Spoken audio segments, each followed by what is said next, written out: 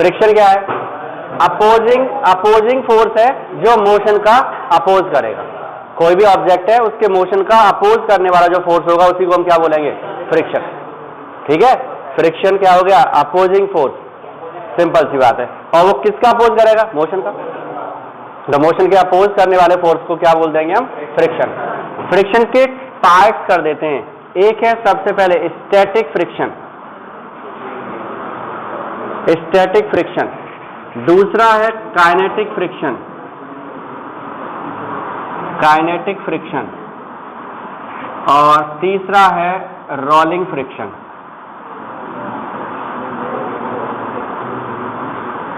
Three parts कर दिए हमने इसके। कौन कौन से हो गए? स्टैटिक फ्रिक्शन, काइनेटिक फ्रिक्शन और रोलिंग फ्रिक्शन। सबसे पहले बात करते हैं स्टैटिक फ्रिक्शन की। स्टैटिक फ्रिक्शन में क्या होगा कि हमारे कोई सरफेस है, उस सरफेस पर कोई ऑब्जेक्ट ये रखी हुई है, ठीक है। अब इस ऑब्जेक्ट पर हमने इधर से फोर्स लगाया, एक्सटर्नल फोर्स, एक्सटर्नल फोर्स लगा रहे हैं हम यहां पर। जब हम फोर्स लगाएंगे तो ये फोर्स लगाने से ऑब्जेक्ट मूव करेगी। मूव करने से पहले भी इसे जो फोर्स रोक रहा है उसी को हम क्या बोलते हैं? स्टैटिक फ्रिक्शन बोलेंगे, एफएस। मूव नहीं कर रहा है, वी इसका कितना है? मोशन में नहीं आया है, और मोशन में नहीं आया उससे पहले जो अपोज करने वाला फोर्स है उसको क्या बोल देंगे हम? स्टैटिक फ्रिक्शन बोलेंगे। ठीक है, अपोज करने वाले फोर्स को क्या बोलेंगे? Static friction. अब समझो इसे, कल भी बताया था, फिर से समझो कि जैसे एक्सटर्नल फोर्स हमने अप्लाई किया, एफ की वैल्यू हम ले लेते हैं 0, तो फिर ये एफ एस भी कितना होगा? 0। भाई जब हम फोर्स नहीं लगा रहे तो वो रोकेगा किसे? तो वो एफ एस स्टैटिक फ्रिक्शन होगा ही नहीं वहां पे। जब हमने एफ को कर दिया एक्सटर्नल फोर्स को 1 न्यूटन, तो एफ एस जो ऑब्जेक्ट है वो भी 1 न्यूटन लगा देगी। जब इसे हम 2 न्यूटन कर देंगे तो ये भी 2 न्यूटन हो जाएगा। सपोज ये ऑब्जेक्ट 8 न्यूटन पर मूव करेगी, तो 8 न्यूटन से पहले तक वो कैसी है? स्टेशनरी, मूव नहीं कर रही है, मूव नहीं कर रही है। और उस समय तक जितना भी हम यहां पर एक्सटर्नल फोर्स लगाएंगे वही स्टैटिक फ्रिक्शन बन जाएगा। और ये काम अपने आप हो रहा है, कुछ करना नहीं है इसमें। तो इसलिए बोल देते हैं ये फोर्स जो है वो सेल्फ एडजस्टेबल फोर्स है। कैसा है वो? सेल्फ एडजस्टेबल, अपने आप एडजस्ट होगा। जितना तुम लगा उतना वो तैयार कर लेगा। और ऐसा भी नहीं कह सकते कि वो नहीं, वो सर मैक्सिमम होगा, जैसे 8 मैक्सिमम है तो 8 हमेशा लगेगा, नहीं। अगर 8 हमेशा लगेगा तो क्या होगा? ये ऑब्जेक्ट है हमारे पास में, स्टैटिक फ्रिक्शन जो है वो 8 न्यूटन, हमने इधर से लगाया 1 न्यूटन, और जैसे ही 1 लगाएंगे ये हमें खींच ले जाएगी। सही है भाई, इधर 8 न्यूटन लग रहा है, जैसे ऑब्जेक्ट रखी है इधर 8 न्यूटन लग रहा है स्टैटिक मैक्सिमम, तो वो लगेगा ही लगेगा। ये बोल दिया कि नहीं वो तो लगेगा ही। तो अब कंडीशन ये होगी, जैसे ही जब तक रखा है जब तक रखा है उससे कोई मतलब नहीं, लेकिन हमने जैसे ही इसे खींचने की कोशिश करेंगे ये तुरंत खींच ले जाएगा, क्योंकि हमें 8 न्यूटन से ज्यादा लगाएंगे तब चलेगी। और उससे पहले अगर वो 8 न्यूटन तैयार है यहाँ पर तो गड़बड़ हो जाएगी। फिर तो जैसे ही किसी को पकड़ो वो भाग जाया करेगा। या फिर उतना फोर्स तुरंत लगा दो एक ही बार में। 8 न्यूटन है अगर उसका मैक्सिमम स्टैटिक, तो 8 न्यूटन तुरंत लगाएं तो बैलेंस हो गया, और फिर 8 से जैसे ही आगे बढ़ेंगे वैसे उसे हम खींच ले जाएंगे। लेकिन उससे पहले तो कंडीशन गड़बड़ हो रही है, तो ऐसा हो नहीं सकता। ऐसा होता तो है नहीं कि हम किसी को पकड़ खींचे वो हमें खींच ले जाए, ऐसा नहीं है। हाँ, वो ऐसा नहीं, गाय भैंस की बात मत करने लगना, कह रहे हाँ खींच ले जाएगा, ये बात अभी हो रही है ऑब्जेक्ट की। तो ऐसा नहीं हो रहा है, नहीं हो रहा है। इसका मतलब क्या हुआ? जितना हम लगा रहे हैं उतना वो अपने आप तैयार हो जाता है उसका। हम ज्यादा लगाएंगे ज्यादा रहेगा, कम लगाएंगे तो मैक्सिमम जब पहुंच जाएंगे मैक्सिमम स्टैटिक पर, तब वो ऑब्जेक्ट उसके बाद क्या करेगी? मूव करना स्टार्ट करेगी। तब तक डायरेक्टली प्रोपोर्शनल है, एक तरह से जितना हम लगा रहे हैं उतना ही वो जनरेट हो रहा है। क्लियर हो गई बात? ये तो कैसा फोर्स है? ये सेल्फ एडजस्टेबल फोर्स है। अब इसमें एक बात और समझो, इसी में एक एग्जांपल देते हैं पहले, फिर उसके हिसाब से बताना। जैसे हमने क्या किया, 100 kg मास का एक रॉड ले ली, आयरन की रॉड है 100 kg की, और 100 kg की एक सीट, आयरन की सीट खींचो पकड़ के, तो किस में फ्रिक्शन ज्यादा लगेगा और किस में कम?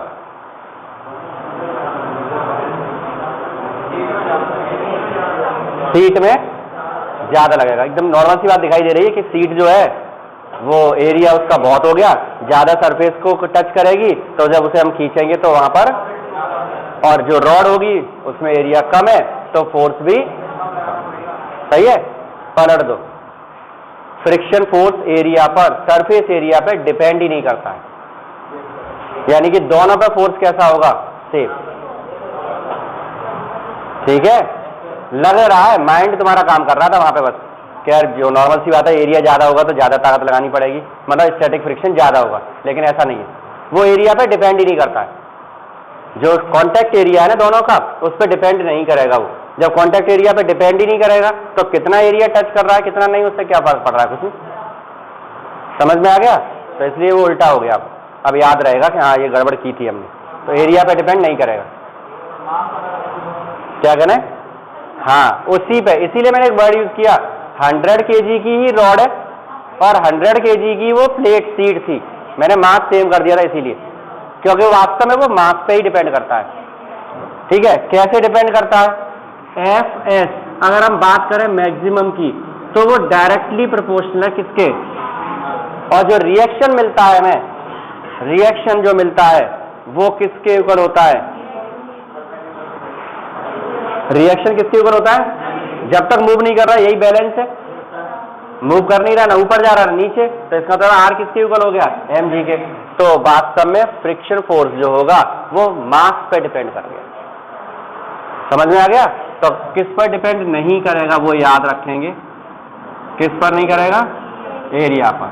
और प्रोपोर्शनल कांस्टेंट यहां आता है म्यू एस, म्यू एस को हम बोलते हैं coefficient of static friction, static friction हो गया कोएफिशिएंट ऑफ स्टैटिक फ्रिक्शन। अब बात करते हैं काइनेटिक फ्रिक्शन की। अभी तक क्या कर रहे हैं हम, ऑब्जेक्ट रखी थी, उस पर फोर्स लगा रहे थे हम, और फोर्स लगाने के बाद भी ऑब्जेक्ट मूव नहीं कर रही थी। मैक्सिमम पर पहुंच जाएंगे जब हम, एफ एस मैक्सिमम जो हमने बात की है, जैसे ही वहां पहुंचेंगे फिर क्या होगा, वो अब मोशन में आ जाएगी, और अब मोशन के अगेंस्ट वहां पर फोर्स लगेगा, और उसको क्या बोलेंगे, काइनेटिक। जब ऑब्जेक्ट मोशन में आ जाएगी तब वो फोर्स क्या होगा, काइनेटिक। ठीक है, तो काइनेटिक फ्रिक्शन जो होगा उसे भी हम एफ के, काइनेटिक हो गया, ये भी प्रोपोर्शनल किसके है, और एफ के इज इक्वल टू होगा म्यू के इंटू आर, वेयर म्यू के is coefficient of kinetic friction, kinetic friction.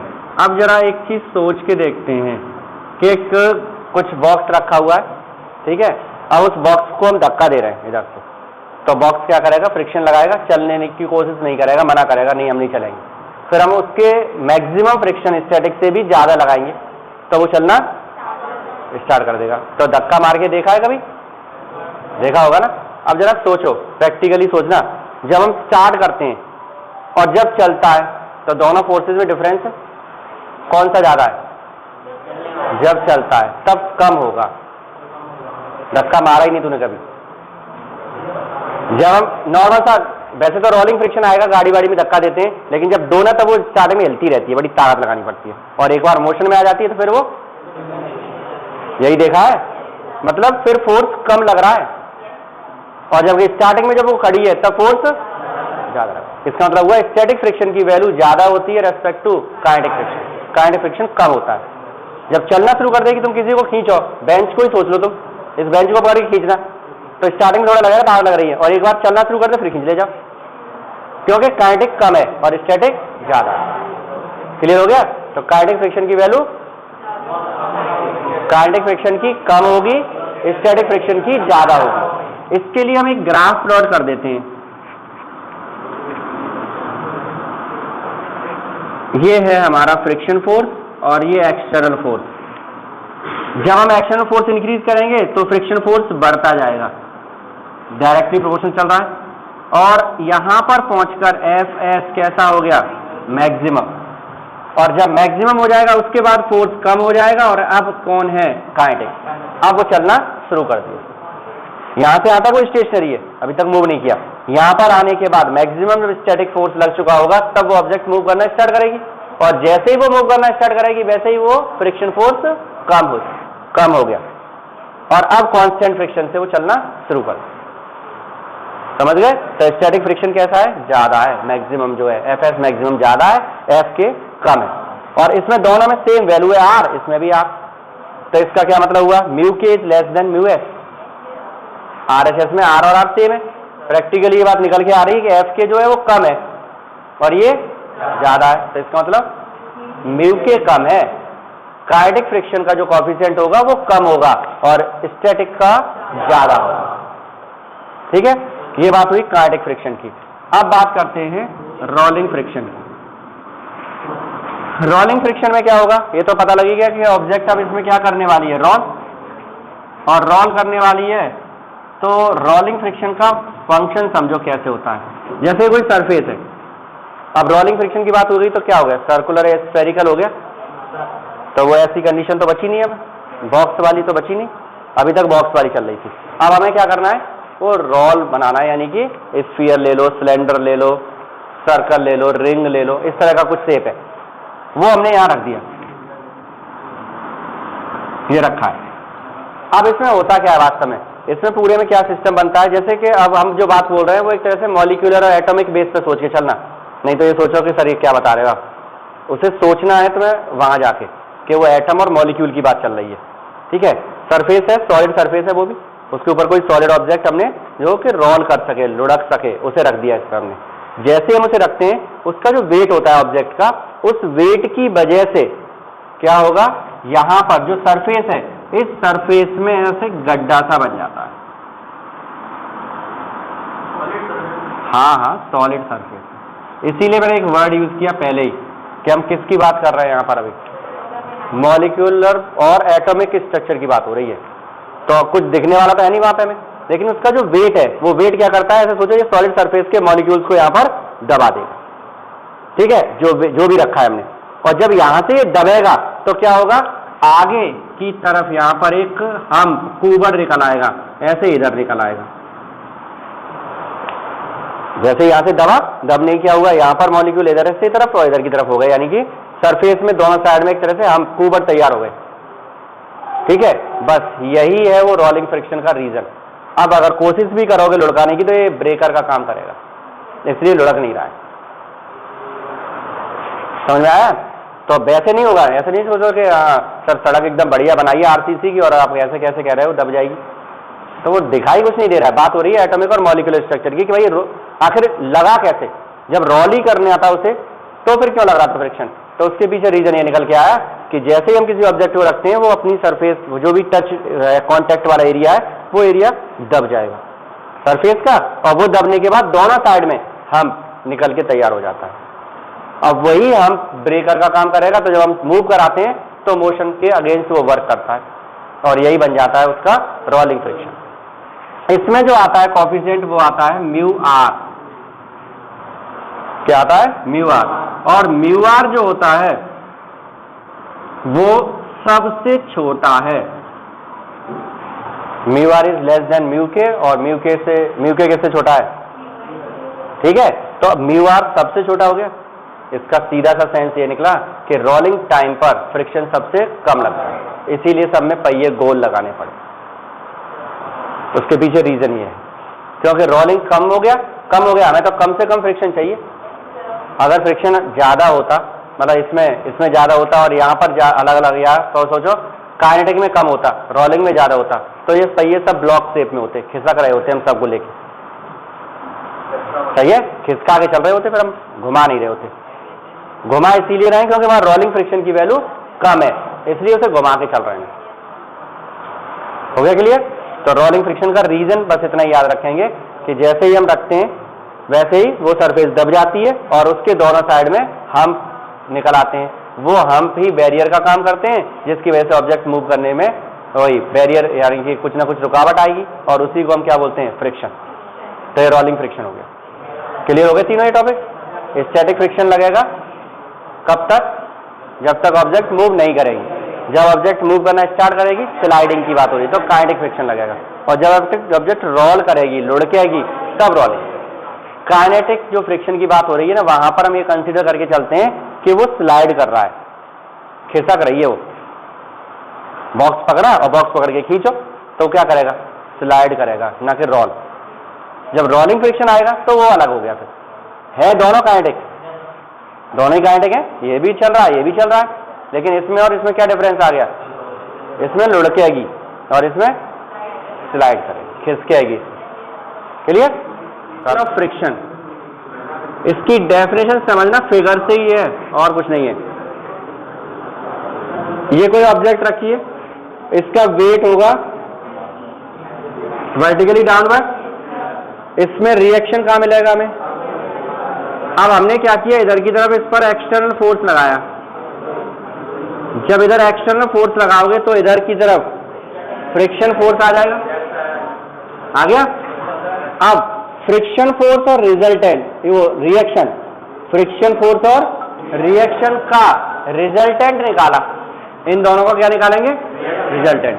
वो सपोज ये आ गया एन, एन को लिख लेते हैं, ये क्या है, रिजल्टेंट है ऑफ एफ एंड, रिजल्टेंट है एफ और आर का, और ये एंगल बन गया थीटा, और यही है angle of friction.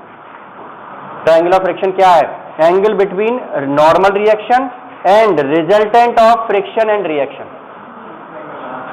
Theta angle है वो किस किस के बीच में, रिएक्शन के, नॉर्मल रिएक्शन बोलते हैं इसे हम, और एन के, एन क्या है, इन दोनों का रिजल्टेंट। तो ये दोनों बातें बोलो, ठीक है। एंगल ऑफ फ्रिक्शन क्या है, रिजल्टेंट, तो angle between reaction and resultant of F and R, F और आर का रिजल्टेंट वो कौन है, एन। तो ये थीटा चाहिए हमें, इसे सॉल्व करना है। तो डेफिनेशन क्लियर हो गई, रिजल्टेंट और रिएक्शन के बीच में एंगल है बस, और रिजल्टेंट किसका है, एफ और आर का, ये इसीलिए लिख दिया जिससे याद रहेगा। अब थीटा चाहिए, थीटा को क्या करेंगे, देखो ये रिजल्टेंट है, रिजल्टेंट क्या होता है, इन दोनों का रिजल्टेंट है। अगर हम इसके कंपोनेंट ब्रेक करें तो यही दोनों आएंगे, सीधी सी बात है। इन दोनों को ऐड कर रहे हैं तो ये आ रहा है, इसे तोड़ देंगे तो ये दोनों आ जाएंगे। तोड़ दो, थीटा को तोड़ेंगे तो आएगा एन कॉस थीटा, और इधर क्या आएगा, एन साइन थीटा। टूट गया, एन कॉस थीटा और एन साइन थीटा आ गया हमारे पास में। अब फिगर में ही देखना, एन कॉस थीटा सीधे सीधे कौन है, आर, और एन साइन थीटा कौन है, दोनों चीजें समझ के चलना। किया क्या है, रिजल्टेंट निकाला है, रिजल्टेंट निकाला पहले हमने, उस रिजल्टेंट के कंपोनेंट ब्रेक कर दिए, तो रिजल्टेंट जिसका आया था उसी के वही चीज तो मिलेगी हमें वापस। भाई जिन दोनों का रिजल्टेंट था, जब इसे तोड़ेंगे तो वही दोनों वापस मिल गए। एफ और आर का रिजल्टेंट आया एन, एन के कंपोनेंट दोनों तोड़ दिए, तो वो दोनों कौन होंगे, एफ और आर ही होंगे। कौन होगा, एफ और आर, एफ और आर मिल गए हमें। अब क्या आएगा, from figure,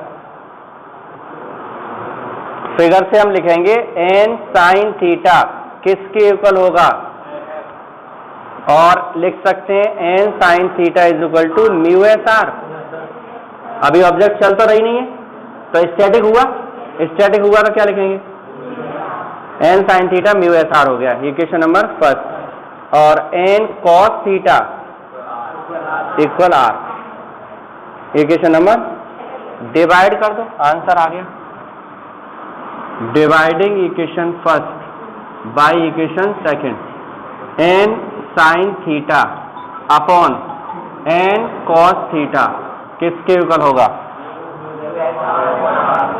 mu S R upon R के, आर से आर क्या मिला, एन से एन खत्म,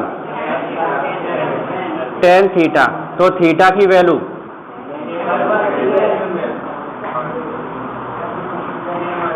टेन इनवर्स म्यू एस होगा। तो म्यू एस से हम ये कैलकुलेट कर सकते हैं थीटा, केवल हमें म्यू एस चाहिए बस, ठीक है। तो किस किस के बीच में एंगल है, रिजल्टेंट, किसका रिजल्टेंट, एफ और आर का, और नॉर्मल के बीच में एंगल है, ये हो गया clear. Angle of repose, angle of repose को समझो फिगर से ये भी दिखाई देगा। ये हमारे पास कोई इंक्लाइंड सरफेस है, ठीक है, इस पे हमने यहाँ पर एक ऑब्जेक्ट रख दिए, ठीक। अब इंक्लाइंड सरफेस है, ऑब्जेक्ट रखी है, जरा सोचना, जैसे ये है, ये तो हॉरिजॉन्टल है अभी, तो ये यहाँ पे रखा हुआ है, आराम से ऐसे रखा है, ठीक है। अब अगर हमने इसे हॉरिजॉन्टल के साथ में इसका एंगल बनाना शुरू करें, ये थीटा बनता जा रहा है यहाँ पे, ये वाला, ये ऐसे ऐसे कर रहा है, अभी भी रुकी हुई है, एक कंडीशन ऐसी आएगी जब ये चलना, बस वो एंगल चाहिए हमें इसके चलने से पहले तक, एक तरह से जो इसे रोक के रखा है, जिस एंगल तक रुका रहेगा वो एंगल चाहिए। समझ आ गया फिगर? यहाँ हॉरिजॉन्टल के साथ में, यहां से, ठीक है, हॉरिजॉन्टल के साथ में एंगल, इंक्लाइंड सरफेस का एंगल जिस पर के ऑब्जेक्ट मूव नहीं करेगी, मैक्सिमम एंगल चाहिए वो हमें। तो जैसे ही उसके आगे तुमने अगर जरा सा भी किया वैसे ये गिर जाएगी, स्लाइड कर जाएगी, ठीक है। तो हमें मैक्सिमम वैल्यू चाहिए। अब क्या होगा इसमें, एक तो ये थीटा ले ले, यही चाहिए, इसका वेग mg हो गया, रिएक्शन कहां होगा, सरफेस के परपेंडिकुलर, ये सरफेस है इसके परपेंडिकुलर होगा ये रिएक्शन हो गया। इसे नीचे आने से रोकने वाला कौन है, फ्रिक्शन, तो वो कहां लगेगा, ऊपर, Fs मैक्सिमम वाली बात हो गई भाई। अब अगर हम इससे एंगल बढ़ा देंगे तो ये वैल्यू काइनेटिक में चेंज हो जाएगी और ये मूव कर जाएगा। Fs मैक्सिमम पे आ चुके हो, इसके बाद अगर जरा सा भी बढ़ गया तो ये मूव कर जाएगा। हो गए तीनों। अब क्या करना है हमें, इनका कंपोनेंट वाला सिस्टम बना दो। ये अभी रुका हुआ है ना, चल तो रहा नहीं है, चल नहीं रहा है, तो इसका मतलब क्या हुआ, इधर उधर ऊपर नीचे वाले फोर्स आपस में इक्वल होंगे। जब चलती नहीं ऑब्जेक्ट तो क्या होगा, जैसे ऑब्जेक्ट रुकी हुई है तो इधर से फोर्स लगे, इधर से इधर से इधर से, वो सब आपस में, ऊपर वाला नीचे को बैलेंस करेगा, इधर वाला इधर वाले को बैलेंस करेगा, हो जाएगा बैलेंस। अब यही करते हैं, यहां से ये एंगल कितना है, थीटा। अगर हम mg के कंपोनेंट ब्रेक करें तो एक कंपोनेंट आएगा mg cos थीटा और इसके परपेंडिकुलर mg sin थीटा। अब देखो mg sin थीटा इसे नीचे खींच के लाएगा और ये वाला फोर्स इसे रोकेगा, कहेगा मत जा भाई तू, सही है। और अगर ये दोनों इक्वल हो गए तो मोशन में नहीं होगा, रुका रहेगा ये। और जैसे ही हमने यहां से वैल्यू चेंज की, थीटा इंक्रीज करेंगे, साइन थीटा बढ़ जाएगा, साइन की वैल्यू 0 से 1 तक चलती है, मतलब एंगल इंक्रीज करते ही साइन थीटा बढ़ेगा तो ये वैल्यू बढ़ जाएगी, और अगर ये वैल्यू बढ़ गई तो ये नीचे चला जाएगा। अगर इसे और कम कर दो तो थीटा कम हो जाएगा, ये कम हो जाएगा, चलने नहीं देगा, ये रोक के रखा है इसने। लेकिन अगर बढ़, मतलब गिर क्यों रहा है या नीचे की तरफ चल क्यों रहा है, उसके पीछे रीजन ये थीटा ही है, क्योंकि थीटा बढ़ाओ साइन थीटा बढ़ जाएगा, साइन थीटा बढ़ते ही ये वाला फोर्स से खींच के, क्लियर हो गई बात ये। अब बस बैलेंसिंग के, अभी तो इक्विलिब्रियम की बात हो रही है, तो इन इक्विलिब्रियम में क्या होगा, R mg के इक्वल होगा। R किसके इक्वल है, mg के, और ये तो Fs मैक्सिमम किसके इक्वल है, mg sin थीटा। Fs की वैल्यू, Fs मैक्सिमम क्या होगा, μs into is equal to, ठीक है। इसे बोल देते हैं इक्वेशन फर्स्ट और बोल देंगे भाई वैल्यू पुट कर दो, putting the value of R in equation number second, इसमें पुट कर दो μs, R की वैल्यू क्या है, mg cos थीटा, और किसके इक्वल है ये, mg sin थीटा। mg से तो μs जो होगा वो साइन अपॉन कॉस क्या है, μs, तो फिर थीटा, ये वैल्यू देखो सेम आ रही है, एंगल ऑफ रिपोज और एंगल ऑफ फ्रिक्शन सेम है और सेम कंडीशन भी है। यहां पर ये हॉरिजॉन्टल पे रखा हुआ है, ये भी मूव नहीं कर रहा है, फोर्स हम लगा रहे हैं इस पे भी, फिर भी मूव नहीं कर रहा है। इसमें भी इंक्लाइंड प्लेन पर है, फोर्स हम नहीं लगा रहे लेकिन वेट का एक कंपोनेंट इसे नीचे खींच रहा है, फिर भी रुका हुआ है। तो दोनों कंडीशन सेम हुई, ये हॉरिजॉन्टल पर फोर्स लगाने के बाद भी नहीं चला था और ये इंक्लाइंड पर आ गए। इंक्लाइंड पर आने पर ये कंपोनेंट मिला जो इसे कहां लेके आएगा, लेकिन नीचे आ नहीं रहा है, तो कंडीशन सेम हुई, वैल्यू भी कैसी आई है, सेम, एंगल ऑफ रिपोज और एंगल ऑफ फ्रिक्शन सेम है, tan इनवर्स μs, ठीक है। तो इसकी डेफिनेशन में अगर आता है तो क्या होगा, इंक्लाइंड प्लेन का हॉरिजॉन्टल से एंगल है जिस पर ऑब्जेक्ट मूव नहीं करेगी, और मैक्सिमम एंगल बोलेंगे हम, क्योंकि इसके बाद अगर तुमने बढ़ा दिया तो मैंने बता दिया क्या होगा ये, क्यों, क्योंकि ये थीटा बढ़ जाएगा, फिगर में दिख रहा है, हाँ थीटा बढ़ेगा। क्लियर हो गया।